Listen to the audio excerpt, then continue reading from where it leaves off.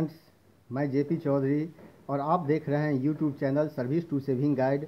आप सभी का मेरे YouTube channel service to saving guide में बहुत बहुत स्वागत है। दोस्तों, आज के इस वीडियो में मैं बात करने जा रहा हूं CCA रूल्स 1965 और ख़ास करके मैं बात करने जा रहा हूं पेनल्टीज़ के बारे में। और दोस्तों, जैसा कि आप जानते हैं कि CCS रूल्स 1965 के रूल 11 में 1 से लेकर 9 तक अलग अलग तरह के डिपार्टमेंटल पेनल्टीज़ का मेंशन किया गया है। और आपके जानकारी के लिए बता दूं कि जितने सारे पेनल्टीज उसमें मेंशन हैं वो पेनल्टी जो है सो बढ़ते हुए क्रम में है, यानी कि असेंडिंग ऑर्डर में है, इंक्रीजिंग ऑर्डर में है। जो कि फर्स्ट पे आता है वो सबसे छोटा पेनल्टी है और जो लास्ट में आता है वो सबसे बड़ा पेनल्टी है, जिसको आप कहते हैं डिसमिसल।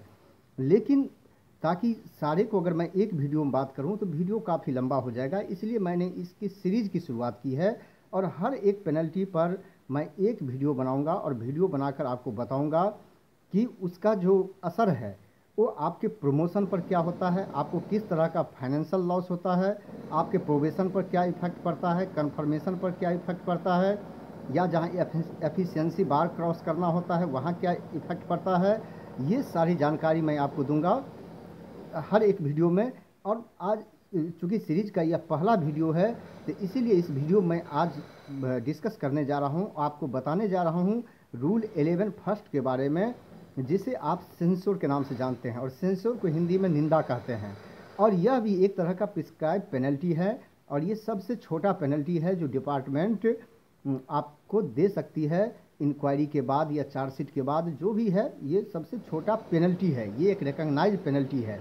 अब मैं आपको बता दूं कि कई सारे दर्शकों ने मुझसे ये प्रश्न पूछा है कि ये जो सेंसोर है या फिर जो वार्निंग है, एडमोनिशन है या फिर एडवाइजरी है या कम्युनिकेशन ऑफ डिस्प्लेजर है, जो कि उनके सुपरवाइजरी अथॉरिटी द्वारा मिलता है या फिर हायर ऑफिसर के द्वारा मिलता है, तो क्या उसका कोई इफेक्ट प्रमोशन पर होता है, क्या उससे कोई फाइनेंशियल लॉस होता है।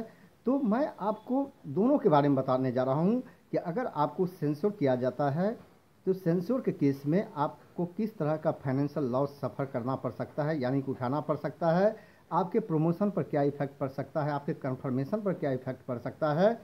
और इसी के साथ मैं आपको ये भी बताने जा रहा हूँ कि अगर आपके डिपार्टमेंट से आपको वार्निंग दिया जाता है या फिर डिस्प्लेजर दिया जाता है या फिर आपको रेप्रीमेंड किया जाता है या फिर एडवाइजरी दिया जाता है, ये कोई भी एडवाइजरी हो, चाहे सलाह पत्र हो या फिर आपको चेतावनी पत्र दिया गया हो, तो इसका इफेक्ट आपके सर्विस पर क्या पड़ता है ये मैं बताने जा रहा हूँ। और मैंने इसलिए इसको इसके साथ लिया है कि कई सारे दर्शकों ने ये मुझसे पूछा है और कई सारे दर्शकों ने तो मुझसे ये भी रिक्वेस्ट किया कि सर इसके बारे में जानकारी दीजिए, मैं पे करने के लिए तैयार हूँ।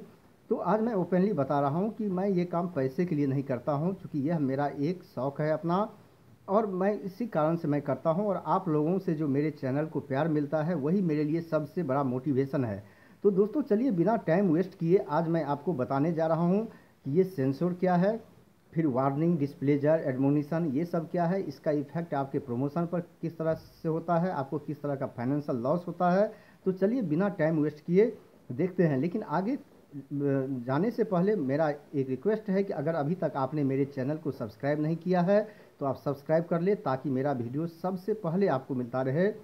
और वीडियो देखने के बाद अगर आपको अच्छा लगे तो आप इसे ज़्यादा से ज़्यादा लाइक और शेयर ज़रूर कीजिएगा। अगर आपको पसंद ना आए तो आप ज़रूर डिसलाइक कर दीजिएगा और आप इस वीडियो को अंत तक देखिएगा इसे जानने के लिए। तो चलिए बिना टाइम वेस्ट किए जानते हैं कि इसके प्रोविज़न क्या है और ये सेंसोर क्या है, वार्निंग क्या है, इसके बारे में अब मैं आपको बताने जा रहा हूँ।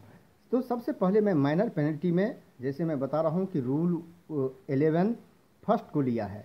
अब मैं आपको बता दूँ कि जो माइनर पेनल्टी के बारे में एक जानकारी दे रहा हूँ आपको कि ये जो माइनर पेनल्टी है इसमें 5 तरह के पेनल्टी होता है। पहला होता है सेंसोर, दूसरा होता है प्रमोशन को रोक देना, तीसरा होता है पे से रिकवरी कर लेना। अगर आपने कोई लॉस दिया है गवर्नमेंट को तो आपके पे से ये रिकवरी की जा सकती है। उसके बाद reduction to a lower stage in the time scale of pay by 1 stage, कि आपका जो इंक्रीमेंट है वो एक लेवल डाउन किया जा सकता है, ये जो है 3rd A है। और उसके बाद 4th जो है with holding of increment of पे, और ये जो इसमें चौथा के हैं, या फिर इसको आप पांचवा पनिशमेंट कह सकते हैं माइनर पेनल्टीज में। माइनर पेनल्टी में चूंकि यही 5 पनिशमेंट है, वैसे नंबरिंग 4 तक है। तो इसमें क्या होता है कि आपका जो इंक्रीमेंट है वो स्टॉप कर दिया जाता है, या तो कुमुलेटिव इफेक्ट के साथ या विदाउट कुमुलेटिव इफेक्ट के साथ है। तो अब चलिए आप जानते हैं कि ये जो खास करके अब हम बात करने जा रहे हैं कि सेंसर है क्या।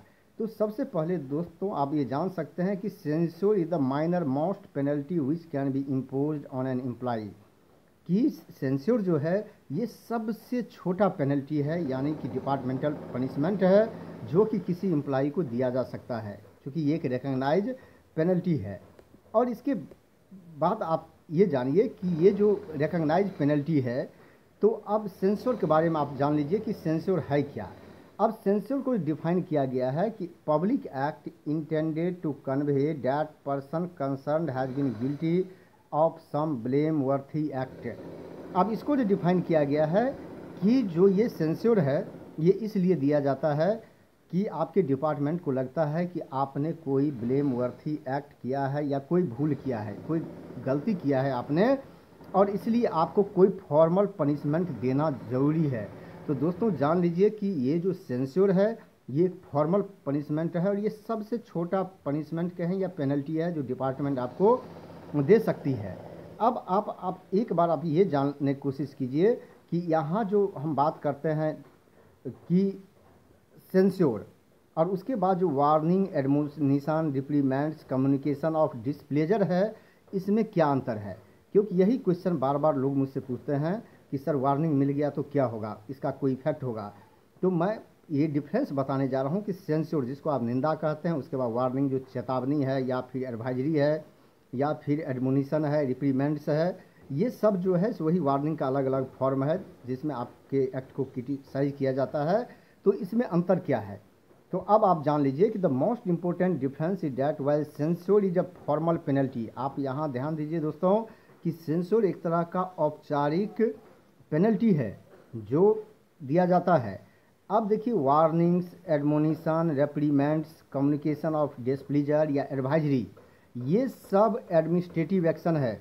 दोस्तों आप समझ गए होंगे कि सेंसर एक फॉर्मल पेनल्टी है, जबकि वार्निंग, एडमोनिशन, रेप्रीमेंड्स, कम्युनिकेशन या फिर एडवाइजरी जो बहुत कॉमनली आप जानते हैं, ये सब एडमिनिस्ट्रेटिव एक्शन है, यानी कि ये फॉर्मल पेनल्टी नहीं है, ये कोई पेनल्टी नहीं है। ये अब आप समझ जाइए कि जो सेंसर एक तरह का पेनल्टी है, और ये सारे जो आप देख रहे हैं ये पेनल्टी नहीं है।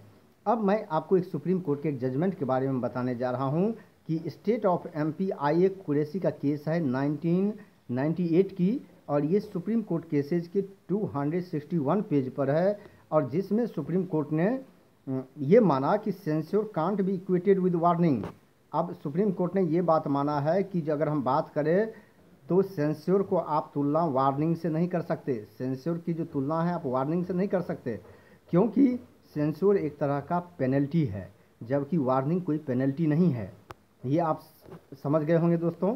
अब आप देखिए कि इसका इफेक्ट किस तरह से होता है, और ये जो वार्निंग है, रेप्रीमेंड है, एडवाइजरी है, इसका क्या इफेक्ट होता है, ये आप देखिए कि अब देखिए गवर्नमेंट, यहाँ जब हम बात करते हैं कि यहाँ जो गवर्नमेंट सर्वेंट की हम बात करते हैं, तो warning, displeasure, रेप्रीमेंड is issued, it should be placed in the personal file of the officer concerned. अब ये देखिए कहता है कि आपके जो सुपरवाइजरी अथॉरिटी है या हायर अथॉरिटी है वो आपको वार्निंग दे सकते हैं, डिस्प्लेजर दे सकते हैं, रेप्रीमेंड कर सकते हैं आपके काम को, और उसको क्या है आपके पर्सनल फाइल में भी रख सकते हैं जो आपको एडवाइजरी या वार्निंग देते हैं। And at the end of the year the reporting authority may decide to make a reference to it in the CR of the employee. आप देखिए ये तो आपके पर्सनल फाइल में दे दिए, देखे उसमें लगा दिए। अब जब एपीआर लिखने का टाइम आता है, एनुअल परफॉर्मेंस अप्रेजल रिपोर्ट, तो उस समय में जो आपके एपीआर लिखते हैं, अब उनका डिस्कशन है कि उसका मेंशन एपीआर में करे या ना करे।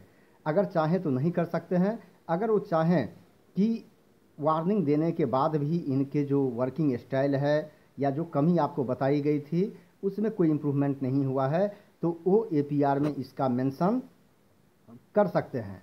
तो एपीआर में जब मेंशन करेंगे तो अब इसका मतलब क्या हुआ कि आपका APR एडवर्स हो गया, यानी कि उसको एडवर्स माना जाएगा। अब जब एडवर्स हो गया तो अब ये नहीं है कि उन्होंने लिख दिया और वो कोई वेद है जो लिखे हैं एकदम सही लिखे हैं और बिल्कुल उनको रिकॉर्ड पर ले लिया जाएगा और आपका APR एडवर्स माना जाएगा। अब ऐसा नहीं है। अब एडवर्स अगर वो लिख दिए हैं तो अब adverse remark should be conveyed to the officer concern and his representation if any thereon should be disposed of in the normal way. ये देखिए 1981 का लेटर है जो आप यहाँ देख सकते हैं। इसमें ये लिखा हुआ है कि अगर इनको दिया जाता है, अगर आपको आपका APR एडवर्स कर दिया गया है तो अब आपको रिप्रेजेंटेशन का चांस दिया जाएगा, जो कि नॉर्मली जानते होंगे कि अगर आपका APR एडवर्स होता है तो आपको चांस देता है रिप्रेजेंट करने का, ताकि हायर अथॉरिटी जो है वो कंसीडर करें इस बात को। अगर लगता है कि नहीं ये गलत एंट्री किया गया है तो उसको चाहे तो इरेज कर सकते हैं या उसको मॉडिफाई कर सकते हैं या सब्सटीट्यूट कर सकते हैं, वो कर सकते हैं। तो वहाँ आपका एक फेयर कंसिडरेशन मिलता है हायर अथॉरिटी से।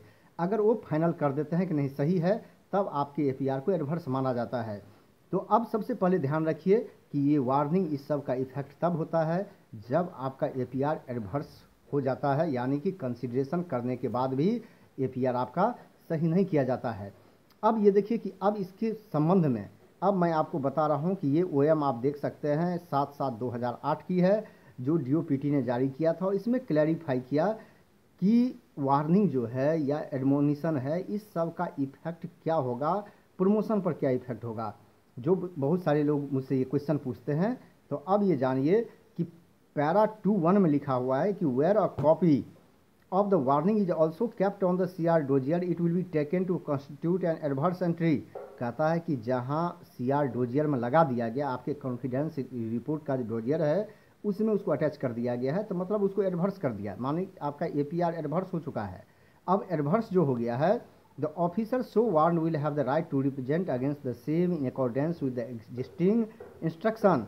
कहता है अब वैसे आप उसको सच नहीं मान सकते, अब उनको रिप्रेजेंटेशन का चांस देना पड़ेगा कि जब आपका APR लिखा जाता है, जब एक्सेप्ट होने से पहले आपको रिप्रेजेंटेशन का चांस दिया जाता है कि आप एग्री करते हैं या नहीं करते हैं, आपके APR में ये चीज़ लिखा गया है। तो आपको क्या होता है कि रिप्रेजेंट करने का एक टाइम मिलता है और आपके हायर अथॉरिटी इसको कंसीडर करते हैं। अब आते हैं कि अब आप देखिए कि warning letters of caution, reprimands, advisories administered to government servant don't amount to penalty. अब दोस्तों असल बात पर आप आइए कि ये जो कॉशन है या जिसको वार्निंग कहते हैं, रेप्रीमेंड है, एडवाइजरी है या जिसको आप एडवाइजरी नोट के नाम से जानते हैं, अगर किसी गवर्नमेंट सर्वेंट को दिया जाता है तो ये कोई पेनल्टी नहीं है। अब will not constitute a bar for consideration of such government servant for promotion. अब आप क्लियर हो जाइए कि इसका इफेक्ट आपके प्रमोशन पर नहीं होने वाला है, चूँकि ये पेनल्टी है ही नहीं, आपको कोई पेनल्टी नहीं मिला है। अब इसका इफेक्ट कहाँ होगा वो मैं थोड़ा आपको क्लैरिफाई करके बता देता हूँ कि इफेक्ट कब होता है। अब कहता है कि where a departmental proceeding has been instituted and it is considered that government servant deserves to be penalised for offence misconduct. अब देखिए, अब यहाँ फिर एक बार सेंसर की बात करता हूँ कि अगर आपके खिलाफ कोई डिपार्टमेंटल कार्रवाई शुरू की गई और आपके अंत में लगता है कि ये गवर्नमेंट सर्वेंट ने कोई मिसकंडक्ट साबित हो गया है इस पर या कोई अपराध किया है और इनको पेनल्टी मिलना ही चाहिए, तो one of the prescribe penalties में ओनली बी अवार्डेड। आप देखिए रूल 11 में जो पेनल्टीज लिखा हुआ है वही पेनल्टी दिया जा सकता है। पेनल्टी का मतलब वार्निंग, रेप्रीमेंड नहीं होता है। वो जो रूल 11 में जो पेनल्टी लिखा हुआ है वही फॉर्मल पनिशमेंट है और उसी में से कोई पनिशमेंट उनको देना पड़ेगा as per the gravity of offence. And no warning recordable or otherwise should be issued to the government servant. और कोई भी अगर डिपार्टमेंटल प्रोसीडिंग किया गया है, उनके खिलाफ चार्जशीट किया गया, तो उसके बाद जो पनिशमेंट है वार्निंग नहीं दिया जा सकता है, या तो कोई पनिशमेंट ना दे अगर लगे कि ये आदमी कोई दोष नहीं है। अगर दोषी है तो रूल 11 में जितने पनिशमेंट मेंशन है उसी में से कोई एक पनिशमेंट दिया जा सकता है। अब मैं आपको बता रहा था कि ये जो वार्निंग है इस सब का असर होगा कहाँ पर, तो देखिए the penalty of censured has no direct financial loss. पहला ये आप जानिए कि ये जो आपको सेंस्योर है ये सबसे छोटा पनिशमेंट है, इससे आपको कोई इमीडिएट फाइनेंशियल लॉस नहीं होता है। इट में affect the employee adversely at the time of his confirmation, crossing of efficiency, bar, promotion, selection. आप देखिए इसका इफेक्ट कब होगा, जब आपकी ट्रांसफॉर्मेशन की बात आती है, एफिशिएंसी बार क्रॉस करने की बात होती है, आपके प्रमोशन की बात आती है, या फिर सिलेक्शन की बात आती है। तो सिलेक्शन की बात आती है तो इस समय में क्या होता है, ये वार्निंग या सेंस्योर जो है ये आपको अफेक्ट कर सकता है। Where is confidential service record is considered. आप देखिए जब आपका क्या होता है कि जब आपका प्रमोशन होता है या फिर कन्फर्मेशन करने की बात आती है, तो आपका जो ACR है या जिसको आप अब कहते हैं APAR, उसको ओवरऑल रिकॉर्ड को कंसीडर किया जाता है। उस समय में अगर एडवर्स होता है तो इसका इफेक्ट हो सकता है। लेकिन अगर सारे आपका हर साल आपका APR सही है और एक ये सेंसर मिल गया है, तो इससे कोई खास फर्क नहीं पड़ने वाला है। और ख़ास करके बात तब आती है, overall effect of service record is taken into account if a public servant maintains otherwise a good record, the effect of solitary censure shall be negligible। अगर आपका रिकॉर्ड काफ़ी अच्छा है तो ये सेंसर मिला भी है तो इससे आपके प्रमोशन कंफर्मेशन इस सब पर कोई असर नहीं पड़ेगा, आपके सिलेक्शन पर कोई असर नहीं पड़ेगा। अब क्वेश्चन ये है कि क्या वार्निंग जो है एडवाइजरी है इसका क्या असर होगा। जैसे अभी मैं आपको बता रहा था कि अगर आपका आपकी APR में आपके APR एडवर्स कर दिया गया है उस वार्निंग या एडवाइजरी के आधार पर, लेकिन आपको रिप्रेजेंटेशन का चांस भी दिया गया और रिप्रेजेंटेशन करने के बाद भी वो एडवर्स रह गया, यानी कि उसको इरेज नहीं किया गया या उसको मॉडिफाई नहीं किया है, यानी कि एक्सेप्ट नहीं किया गया, आपका जो लॉजिक है आपका जो रिप्रेजेंटेशन है उसको एक्सेप्ट नहीं किया गया। तो इस केस में क्या होगा कि जब बात आएगी आपके प्रमोशन का ये सब, तो चूंकि APR कंसिडर होता है, तो उस समय में अगर APR एडवर्स है तो वहाँ प्रॉब्लम आपको हो सकती है आपके प्रमोशन में या कंफर्मेशन में या फिर एफिशिएंसी बार क्रॉस करने में। अदरवाइज कोई डायरेक्टली इसका कोई इफेक्ट नहीं है कि सीधे वार्निंग मिल गया, और जब तक APR एडवर्स नहीं होगा तब तक इसका कोई भी इफेक्ट आपके प्रमोशन और इस पर नहीं पड़ने जा रहा है। और उसी तरह सेंसर के बारे में भी देख लिए कि अगर एक सेंसर मिल गया और बाकी आपका रिकॉर्ड जो है सब APR अच्छा है, तो इससे आपके सर्विस पर कोई खास इफेक्ट नहीं पड़ने वाला है, और समय के साथ साथ तो इस पनिशमेंट का इफेक्ट ही बिल्कुल ख़त्म हो जाता है। तो दोस्तों यही है अंतर censure, warning, reprimand, communication of displeasure, advisory, admonition, यही अंतर है दोनों के बीच में, जो एक फॉर्मल पनिशमेंट है दूसरा सिर्फ एडमिनिस्ट्रेटिव एक्शन है। तो दोस्तों मुझे अब पूरा विश्वास है कि आपको समझ में आ गया होगा कि यह पेनल्टी क्या है और किस तरह से वार्निंग और ये सारी चीज़ें इससे डिफरेंट है। और आपके मन में फिर भी कोई प्रश्न हो तो आप कमेंट सेक्शन में लिख कर ज़रूर पूछिएगा। और यह वीडियो देखने के लिए बहुत बहुत धन्यवाद।